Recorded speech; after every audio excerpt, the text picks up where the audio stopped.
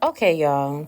Happy Saturday. I hope that you had a very, very loving, very peaceful, very joyous Thanksgiving and realize that it is still the season to be thankful. Um, let's make this pecan pie. So let me tell y'all about how I made this pecan pie without my mixer or my blender. Now, I started not to make it at all. I was not at home. I was at my mother's house and I left my good mixer. I left my blender. We couldn't find her blender, and that pecan pie was about to be non existent.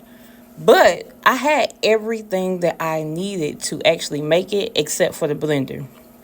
And I sat there and I was like, girl, at some point in time, these things didn't even exist. You can mix this with your hand.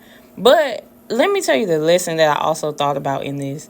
And this was something that one of my friends like talked about, that we have all the resources we need to do what we need to do. But what are we doing with those resources? A lot of times we feel like everything has to be perfect. I got to have it this way. I got to have that. I got to have this. And that holds us back from doing the things that we want to do or should be doing, or the things that God has called us to do. God has called us to do something. You have something that He called you to do, but you're sitting there waiting for the perfect time, waiting for the perfect ingredients, waiting for the perfect way to do it. But the truth of the matter is, He gave you the idea, He gave you the vision, He gave you the thought, and He made a way already for you to make it happen. But what are you doing with what you have? You already have what you need to start, to get going, to make it happen.